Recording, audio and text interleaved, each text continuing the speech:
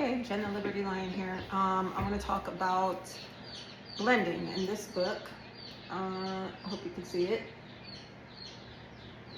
This is the one I'm going to be reading and referencing. So I want to talk about, and I'm piggybacking on the last few videos where my example was something I think most people, if not everyone, can relate to, and that's the driving, the driver's license, the registration, and all this kind of stuff, and how confusing it can be. So once the laws were written, I think they were intended to be confusing to the average reader, but to someone who's educated in law or legal writing or legislation, it's probably not confusing at all. The problem is that we have people reading the laws and trying to abide by them and misunderstanding them, and then we have the police who are told what the law says, and so they go out and they're basically like advertising and sells people for the agencies that are passing these policies into code and trying to contract with us to get us all to follow these codes. So when we read these codes, we have no choice really but to read them as the way we understand things. So we use our intuition basically, and our experiences, and our what we believe is our proper knowledge to apply all these codes to our lives. And that's very difficult to do when you're not educated in law and the codes are written to law. So we're left with no choice but to believe that we know what something says. And so we're using basically our imaginations to figure it out. And when the cops are coming at us, when we don't have a license or don't have plates or whatever on our car, or don't have registration, they'll tell us it's the law. But that shows how little they know, because it's not a law, it's a code, and codes are not laws. Once you agree to follow the code, it kind of becomes a law. But I don't know of any judge who will sign a warrant to come get you or your car because you didn't register it or put tags on it.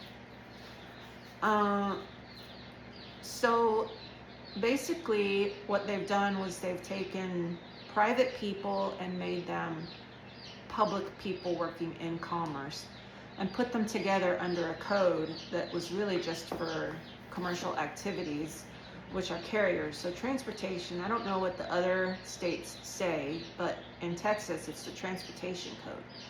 The transportation code is for specifically carriers. Transportation means carrier, someone acting as a carrier. That's the legal definition, the contractual definition of carrier. So when you're defining legal terms, you have to use a legal dictionary, which will tell you what the legal meaning is. You can't go to a regular dictionary and look up legal words unless you're using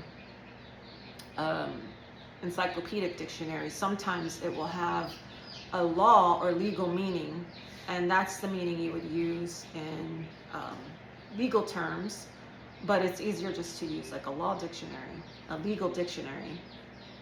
So the legal dictionary says that the word transportation is for people who are carriers.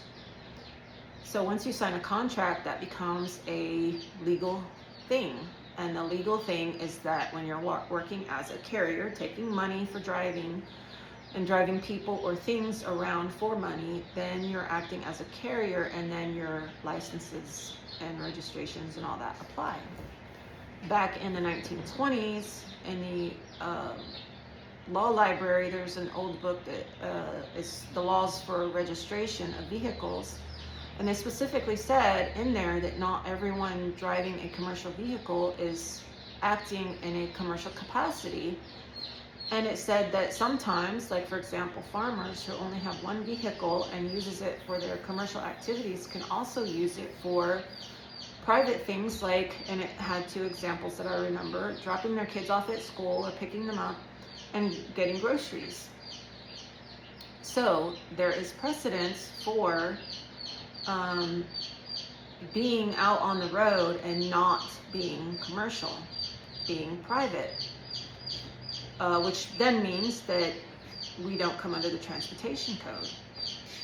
The transportation code specifically excludes us.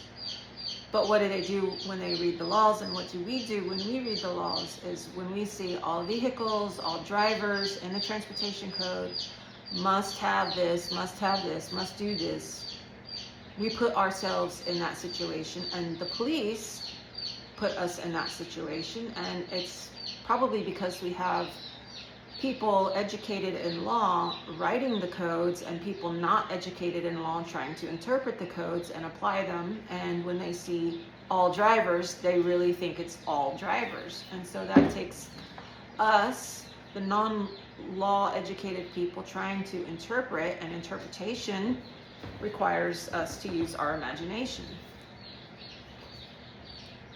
So in chapter 3 of the book, I'm just going to read a little bit of it. He says, the Buddhist monk blend is a fantastic and impossible scenario. So the Buddhist monk blend is a riddle. And it's not about the answer. It's not asking you really for the answer. It's asking you, how do we find an answer? How do we go about finding an answer? And so how we go about finding an answer, well, what's the riddle? The riddle is that there's a monk, and he's at the bottom of a mountain.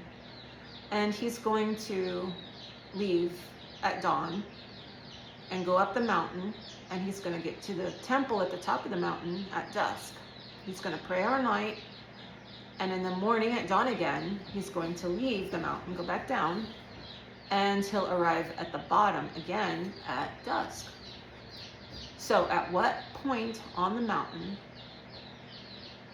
will the monk pass at the exact same time on both days? They say that it's impossible to know, but how do you figure it out? So we have to perform a hypothetical. And we say, well, there's a monk who's really just one monk, who's the same monk, because he wants to pass himself at the same time. We have to separate him, we have to clone him and make him two monks. We're going to put one at the bottom of the hill and one at the top, and let them both walk down, and at what point they pass themselves, that's the answer. Okay, so that we made him one monk, two monks, and that's the hypothetical. But that's the monk riddle. It's a fantastic and impossible scenario. So how can I be driving privately and in commerce and getting paid at the same time? That would be fantastic and impossible, because you're blending an impossibility. I'm doing a private act and a commercial act. No, I'm not doing both at the same time. You're just saying that. So like if the judge says, well, all cars have to be, well, not private ones and not private people. And if you want me to drive privately and commercially at the same time, here's the answer to that riddle. You're asking me to perform an impossibility. It's impossible. No law, no policy, no contract, nothing of man can ask another man or expect a man to do something that's impossible. But they're using their imagination, and they're blending you, not a carrier, with you acting as a carrier, even though you're not. So now you have to pay for the ticket, or you have to pay for whatever. But that's an impossibility because I was acting privately. So he asks a question before he starts getting into the answer. He says, so is blending a special device for producing fantastic thoughts? Fantastic thoughts, like you're in commerce and out of commerce at the same time. And if you're driving your registered vehicle and driving privately, then really you're driving commercially. No, I'm still driving privately, but I'm driving privately in my commercial vehicle. They even let you switch your insurances. So if you have a commercial vehicle that's registered in commerce and you're driving commercially, You can drive, you can on your app, press your insurance. Okay, I'm driving commercially right now. And then when you're done, switch to your private insurance. I'm driving privately right now. So he says his answer is, the Buddhist monk example might make you think that. And although the skiing waiter and image club cases, just two other examples, have some connection to reality, they still look quite exotic. On the one hand, there is nothing fantastic about the resulting blends in the safe beach and red pencil examples. Just examples. Like, okay, a beach is never really safe, but let's pretend like the beach is safe. Oh, that's a safe beach. Well, you've got glass in the sand, you've got riptides, you've got undertows, you've got all these, drowning, all these possibilities that make the beach unsafe, but we're going to blend safe with the unsafe, and we're going to say the beach is safe. So unsafe with safe. It's just, I'm just telling you how the book works. He's blending things, like we talked about tropes, secret baby, forbidden love, star-crossed lovers, Romeo and Juliet. Being in commerce and out of commerce at the same time. Which these examples go completely unnoticed. Okay, like you're driving and not driving, or a carrier and not a carrier at the same time. Clearly, blends can be either fantastic or not. But when they are fantastic, they may stand out. So also they're saying that these policies are laws. They're not policies. I mean, they're not laws, they're just policies, they're codes. And I mentioned in one of my other videos, I went to college I got a degree in occupational safety and health. One of the things that one of the professors, the main professor that taught the OSHA classes, said was, you don't have to let OSHA in if they come knocking and say, let us in. You don't have to. You can tell them to go get a warrant. Unless someone is dead, they're not going to come back with a warrant. They can't get one because all these codes, like the OSHA codes, just like the transportation codes, they're just policies. As we will see repeatedly, unnoticed blends are much more common than noticeable or fantastic ones. In fact, it takes some work to find an example whose blending is immediately apparent. Why do we begin with so many exotic-looking examples? So he's telling you why he has went out on a limb and made all these examples that were just out of this world, like things that you wouldn't ever think of blending. He's explaining to you why.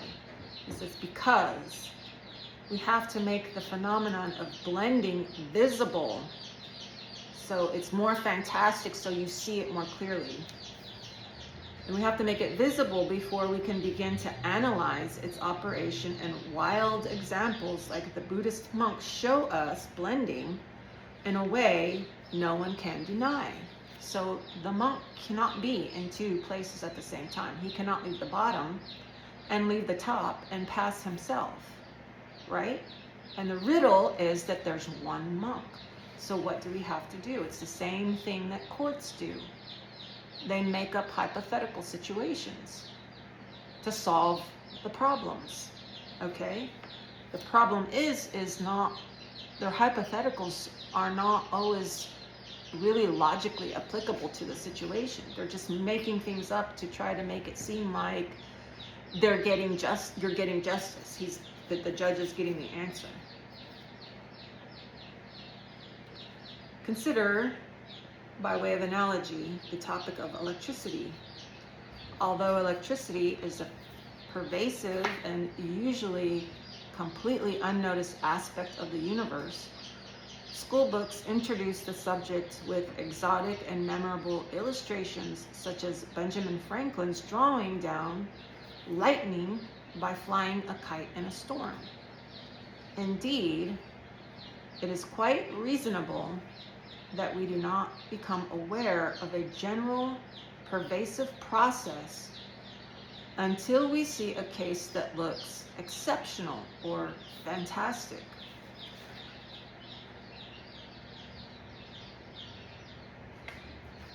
The blend and the Iron Lady. So the Iron Lady is another example. He's saying that the British really love, I think it's Margaret Thatcher who had the nickname Iron Lady, and she, in Britain, they all loved her because she was just like, you know, I'm not going to let anything get by me. And people were saying, well, we need her to run in America. Okay, well, she can't run in America. She's not a citizen of the United States, but they were saying that we needed someone like Margaret Thatcher here, someone who won't put up with any BS. So they've blended, and this happens a lot. The people in their minds, they imagine, we're going to talk about imagination, they imagined that she could run here, that she could be a politician in America. So they've blended citizenship. They've made a British person someone who's qualifies for American citizenship or American politics. Just like they have blended the military constitution with the civil government and the civil with the military. And so they're doing these things that really are supposed to apply to the military, but they're doing them to us to enlarge the profits of corporations. So the blend in the Iron Lady counterfactual is completely fantastic, but in context, it's not noticed as unusual because people just say really silly things, but in the context of what they're saying, it doesn't seem fantastical. It just seems like, hey, yeah, we need to do that. But if you think about it, which logic comes usually later, you realize that it doesn't make any sense. So we will see this repeatedly, expressions that seem completely normal and literal to people. This beach is safe, turn out to involve intricate blending, which stands out once we have analyzed it. The transportation code, transportation legally defined as people who are carriers, and carriers are people who take money to drive on the road, to deliver things for people. Here are some other completely normal examples that have fantastic blends similar to the Buddhist monk but go unnoticed in context. This chapter is writing itself. You are getting ahead of yourself. Normal mailer loves to read himself. Normal mailer is his name. I can't keep up with the schedule. My heart is disagreeing with my head. The Buddhist monk blend, rather amazingly, shows up in real life. Ed Hutchins studies the fascinating mental models set up by Micronesian navigators to sail across the Pacific. In such models, it is the islands that move, and virtual islands serve as reference points. Hutchins reports a conversation between Micronesian and Western navigators who have trouble understanding each other's conceptualizations, as described by David Lewis, the Micronesian navigator, and blah, blah, blah. I'm not going to read the rest. But it goes on to talk about just blending of things are just kind of crazy, but in the moment, it seems right. It seems like that's the way it's supposed to be. So when we blend things, we're using our imagination, and our imagination can run wild, right? So one of the things he talks about in this book is the 3 eyes. And it's kind of a play on words because he's talking about your eye, but it's the letter I. So the 3 eyes. Oh, I don't know if you could see that very well, but they're all the mind's eyes: identity, integration, and imagination.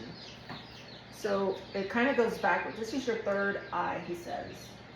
This is the 3rd eye that people refer to. But all of these are linked together, and they create your mind. The products these are products of conceptual blending, are always imaginative and creative.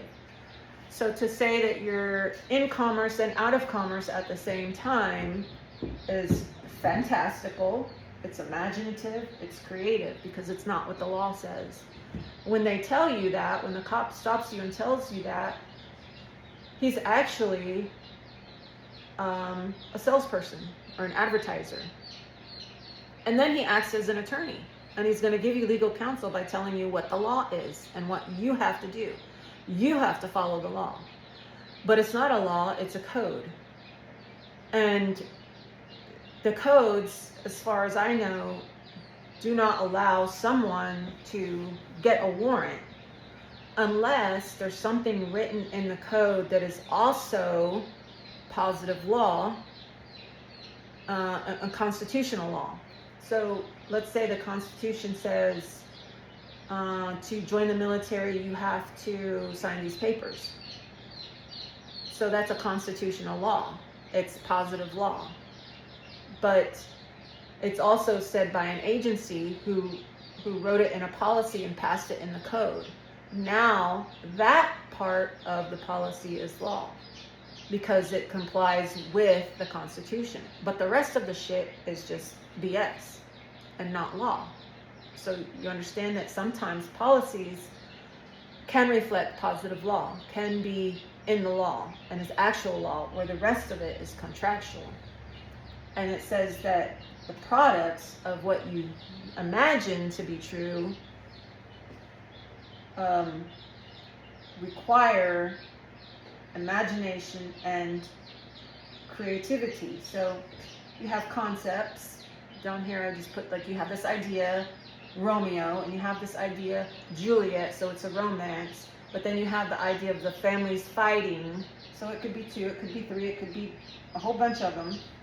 And then you blend them together, you put them in a box and shake it all up, and throw it out, and then see what you get. Some creative, imaginative ideas about things, because you've used your imagination to come up with some scenarios or situations or whatever, and then you come out with this fantastic and creative, imaginative thing that appears to be one. So being in commerce and out of commerce is like opposites, but we have put them together to be one.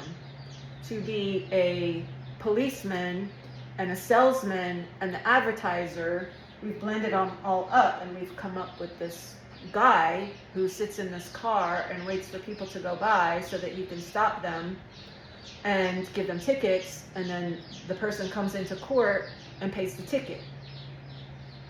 And then the judge works for the agency under the agency's policies to administer these contracts, because that's what they are, they're contracts. Once you sign the contract, then it's the law. But even if it's the law, you still aren't always driving a commercial vehicle or in the capacity of a carrier. So even though you're driving on the road and you're driving in your commercial vehicle, you're not always a carrier. Sometimes you're driving privately, but they've blended it with their imagination. So these agencies have said, hey, let's imagine that we can do all these awesome things to people, and we can make these cops our salesmen and our advertisers and go out and stop people and tell them that they have to pay a ticket because they didn't register their car or they don't have license or whatever.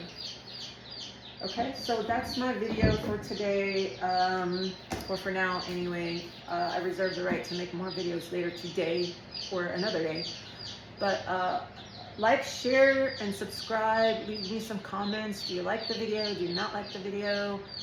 What would you add to it? Do you have any examples of things going on in your life that you want to drop in, and I can use those as examples and look up information on it.